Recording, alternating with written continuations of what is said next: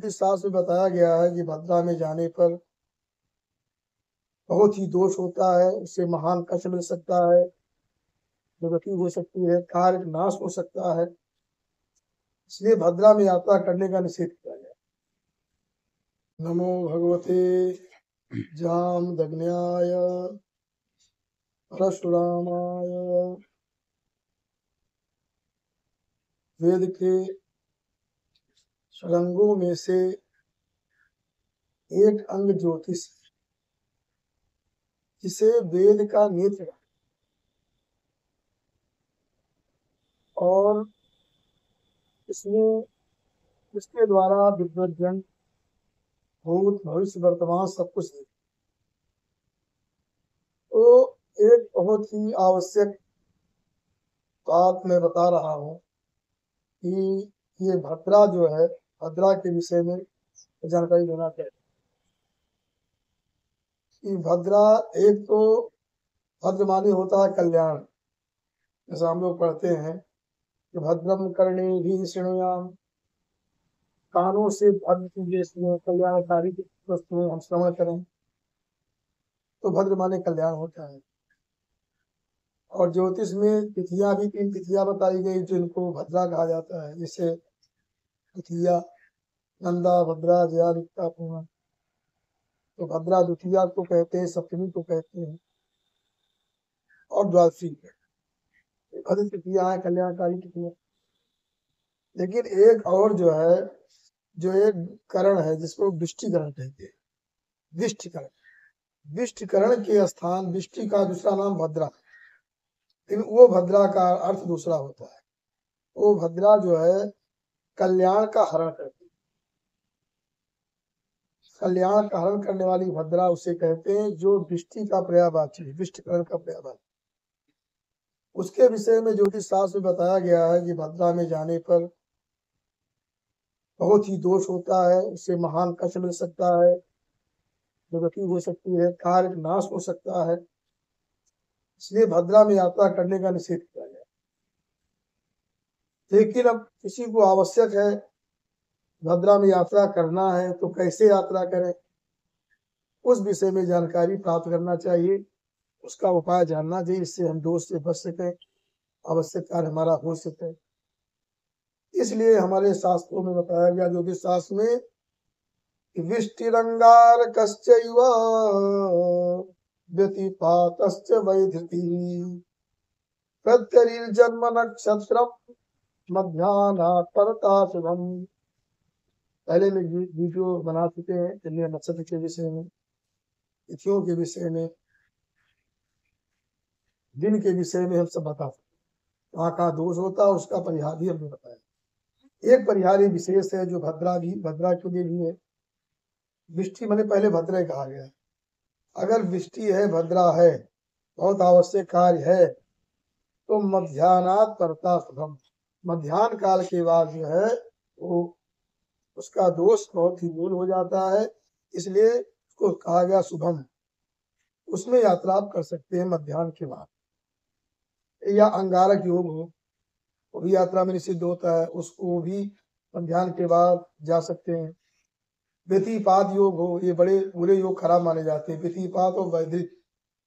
ये व्यतिपात और वैधित योग बहुत ही खराब होते हैं और दोषकारी होते हैं।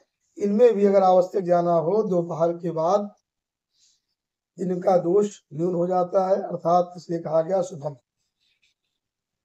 और जो हमने बताया था प्रत्यरी नक्षत्र, जो 9 तारा होते हैं, उसमें जो प्रत्यरी जो है तारा, वो भी जो है पत्री तारा और जन्म नक्षत्र, ये भी मध्याह्न के बढ़ता शुभ हो जाते हैं।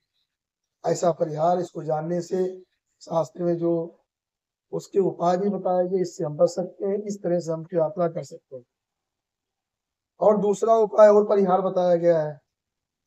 परिहार के विषय में कहा गया है, योगे सुयोगो चेत तदानी मयोगम निहत्यैष सिद्धिं तनोति परे लग्न शुद्ध्या कुयोगाधिनाशम विनाशो करम तिष्ठ पूर्वं सस्तम। और उपाय बताए गए ये आवश्यक कार्य के लिए है। भद्रा तो त्याज है, आवश्यक कार्य के लिए बताया गया है कि अगर अयोग माने कुयोग, अगर कुयोग हो गया हो, से अनेक प्रकार के प्रयोग हो जाते हैं, ककच आदि और बहुत प्रयोग बताए गए हैं, तो अंशित योग है, उन जो पीछे गिनाए वो भी योग कर्म माने गए, वैदिक है की बात ये सब योग। तो अगर कुयोग हो जाए, उसमें कोई सुयोग आ जाने से क्या होता है, वो सुयोग कुयोग को नष्ट कर देता है और सिद्धि प्रदान करता है। सर्वार्थ सिद्धि योग आ गया, सर्वार्थ अमृत सिद्धि योग आ गया। ऐसे अगर कोई अच्छे अच्छे योग आ जाते हैं योग, तो कुयोग का नाश कर देते हैं। ये नहीं कुयोग हो गया तो हम यात्रा नहीं कर सकते हैं, अगर सुयोग उसमें बन रहा है तो हम यात्रा कर सकते हैं। वो सुयोग जो है कुयोग को नाश कर देगा और सिद्धि मिल जाएगी हमको, हमारे कार्य को सिद्ध करेगा। और कुछ लोग तो ऐसा मानते हैं अगर कुयोग हो और सुयोग ना मिल पा रहा हो तब क्या करें, आवश्यक कार्य है, कुयोग है और सुयोग नहीं ऐसा जो कुयोग को काट सके, तब क्या करें। तो कहते हैं कि परे लग्न शुद्ध्या कुयोगादिनाशम। तो ऐसे विद्वान लोग कहते हैं, ज्योतिष शास्त्र में कहा गया है कि अगर लग्न शुद्धि कर लेना चाहिए, लग्न शुद्धि अगर हो जाती है, अच्छे ग्रह जो है, जैसे जो अष्टम स्थान खाली हो, द्वादश स्थान खाली हो और 11वें, और इसमें सभी ग्रह अच्छे माने जाते हैं 11वें भाव में। तो इस प्रकार से शुभ ग्रह अच्छे जगह बैठे हो, अच्छे अच्छे स्थान बैठे हो, तो इस प्रकार से अगर लग्न अच्छी है तो यात्रा करने में वो सारा कुयोग नष्ट हो जाता है। लग्न अगर लग्न का शोधन किया जाता है, इसमें ग्रह कैसे है, कहाँ पर है, तो लग्न का बहुत बड़ा प्रभाव होता है। और दूसरा जो हम बता ही चुके हैं कि दिनार्धोत्तरम दृष्टि पूर्वंच शस्त्रम, ये भी जितने दोष होते हैं दिन के उत्तर भाग में, मध्याह्न के बाद उत्तर भाग में, ये जो है फिर यात्रा कर सकते हैं, इनका दोष बहुत न्यून हो जाता है, इसलिए ये उपाय बताए गए हैं। अब भद्रा कहाँ कब रहती है, इस विषय पर विचार करना चाहिए। भद्रा किन किन तिथियों में रहती है, कैसे रहती है, ये भी जानकारी मैं दे रहा हूँ, क्योंकि आवश्यक है, सबको यात्रा करना है।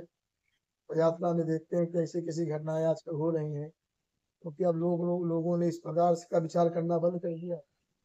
बता रहा हूँ कि शुक्ले पूर्वार्धेष्टमी पंचदस्योर भद्रैकादश्याम चतुर्थ्याम परार्धे कृष्णेन्त्यार्धे स्यात् इति यादसंयो पूर्वे भागे सप्तमी संभुतिथ्यो। ऐसा शास्त्र में कहा गया है कि शुक्ल पक्ष की जो अष्टमी और पंचदशी माने पूर्णिमा, अष्टमी और पूर्णिमा, शुक्ल पक्ष में अष्टमी और पूर्णिमा के पूर्वार्ध में भद्रा रहती है। तिथि के दो भाग कर लीजिए, पहला भाग पूर्वार्ध हुआ, दूसरा भाग उत्तरार्ध।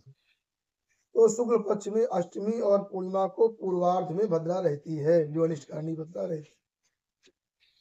और एकादशी और चतुर्थी में उत्तर भाग, शुक्ल पक्ष की एकादशी चतुर्थी के उत्तर भाग में भद्रा रहती है। आधी तिथि में रहती भद्रा, भद्रा कभी पूरी तिथि में रहती।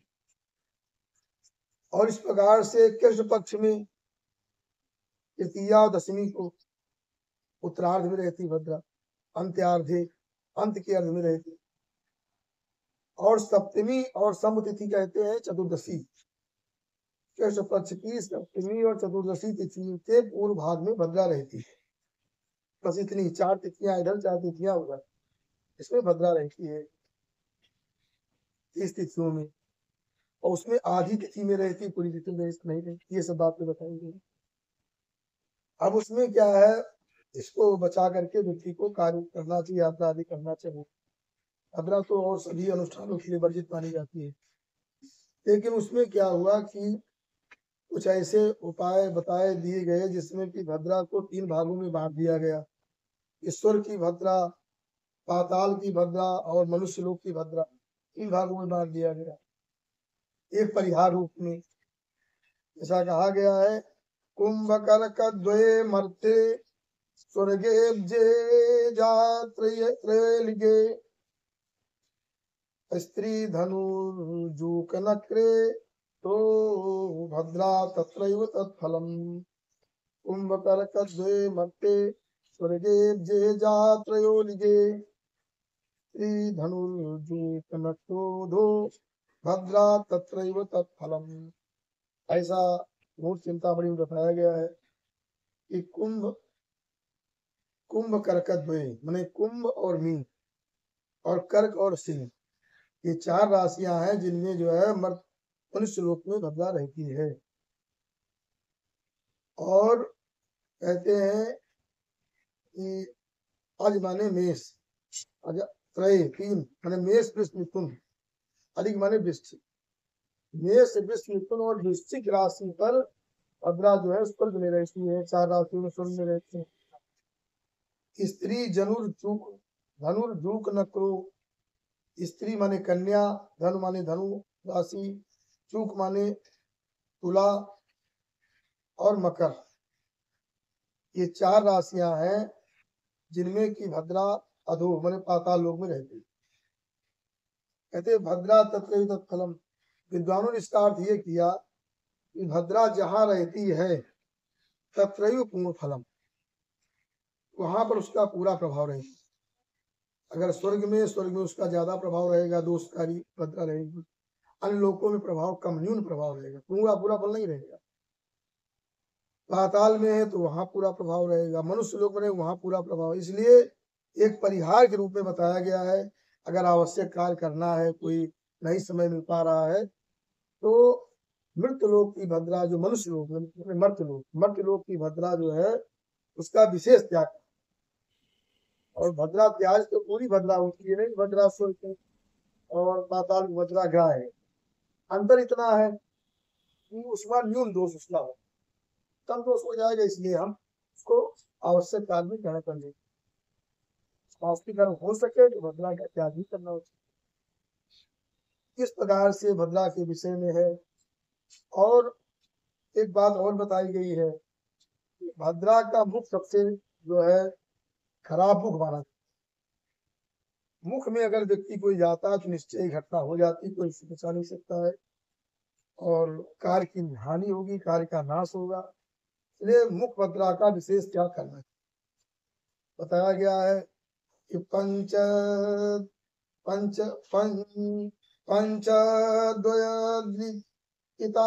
राम रसभू यामादिघट्या सराह विष्ठेरासिमसगजेन्दुरसरा माद्रस्तु बाणाभिषु यामे स्वन्ति घटी त्रयं शुभकरम् उच्छम तथा वासरे विष्टिस्थित्य पराभ्रजा शुभकरी रात्रौ तो पूर्वाभ्रजा। इस तरह भद्रा के विषय में पुच्छ और मुख बताया गया है। तो पुच्छ भाग शुभ माना जाता है और मुख भाग ज्यादा अनिष्टकारी माना गया है। इसलिए मुख भाग में अगर कोई यात्रा करता है निश्चय ही अनिष्ट हो जाता है, कार्य का नाश होता है। इसमें बताया गया पंच माने जो है जो याम बताया गया है, जो चतुर्थी तिथि होती है, जो पक्ष की जो चतुर्थी होती है, तो चतुर्थी में जो है पांचवा प्रहर की 5 घटी तो अत्यंत अनिष्टकारी मानी जाती है। प्रहर जो है प्रातः काल गिना जाता है, दिन में 4 प्रहर होते हैं और रात में 4 प्रहर होते हैं, इसलिए 8 प्रहर होते हैं। तो अगर भद्रा जो है भद्रा का मुख बताया जाए, भद्रा का मुख क्या होता है, शुक्ल पक्ष में चतुर्थी तिथि में 5वें प्रहर रात का आरंभ हो जाएगा। 5वें प्रहर की 5 घटी जो है भद्रा का मुख माना जाता है, बहुत अनिष्टकारी। उसके बाद अष्टमी तिथि की जो है अष्टमी तिथि में दूसरा प्रहर की 5 घटी जो है वो मुख माना गया भद्रा का। फिर कहा गया अद्रि माने होता 7 पर्वत 7 होते हैं। एकादशी में 7वें प्रहर की 5 घटी अनिष्टकारी होती है, मुख माना गया है। उसके बाद कहा गया है तो जो पूर्णिमा तिथि है। पूर्णिमा तिथि की चारवें जो चौथा प्रहर है, चौथे प्रहर की 5 घटिया भद्रा का मुख माना गया है। उसके बाद कृष्ण पक्ष आ गया। कृष्ण पक्ष में जो तृतीया तिथि है, तृतीया तिथि में जो है आठवां प्रहर जो सबसे अंतिम प्रहर, रात का अंतिम हो गया, 8वां प्रहर की 5 घटिया निष्कारणी भद्रा का मुख माना गया है। उसके बाद राम माने होता है 3 राम होते हैं। तो सप्तमी कृष्ण पक्ष की 7वीं तिथि में तीसरे प्रहर की 5 घटिया जो है भद्रा का मुख माना गया है। उसके बाद 10वीं तिथि में जो छठा प्रहर है, छठे प्रहर की 5 घटिया भद्रा का मुख माना गया है। चतुर्दशी में पहले प्रहर की 5 घटिया जो है वो भद्रा का मुख माना गया है। ये भद्रा का मुख जो है बहुत ही अनिष्टकारी होता है, इसको बचाने का प्रयास करना चाहिए। उसके बाद भद्रा का पुच्छ भी मना बताया गया है।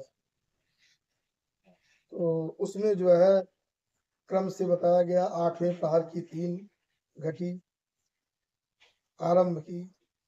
इस प्रकार से लिखा है कि यामेश अंत घटी त्रयभा, इसमें 3 घटी अंत की बताई गई। अगर ये जो कुछ भाग बताया गया भद्रा का क्रम से जो है, जो अभी तिथियां गिनाए हैं चतुर्थी आदि क्रम से, तो उसमें जो है 8वें प्रहर की अंतिम 3 घटी जो है कुछ माना गया है, और पहले प्रहर की 3 घटी, छठे प्रहर की 3 घटी, तीसरे प्रहर की 3 घटी, 7वें प्रहर की 3 घटी, दूसरे प्रहर की 3 घटी, 5वें प्रहर की 3 घटी, चौथे प्रहर की 3 घटी, अंत वाली घटी मानी। ये पुच्छ होता है। ये भद्रा का पुच्छ भाग शुभ माना गया और सामान्य माना गया। भद्रा का पुच्छ भाग शुभ होता है, मुख भाग बहुत अनिष्टकारी होता है, और भाग जो मध्यम माना जाता है। अगर बात समझ में ना आई हो तो दुर्वासा आश्रम अयोध्या आकर के इसकी जिज्ञासा हो, इसको अच्छी प्रकार से समझ सकता है। इस प्रकार से भद्रा से हम बच सकते हैं और भद्रा हमारे लिए लाभकारी हो जाएगी, अनिष्ट हमारा दूर कम होगा। तो मैं आज भद्रा के विषय पर आपने कहा था, इससे बताया।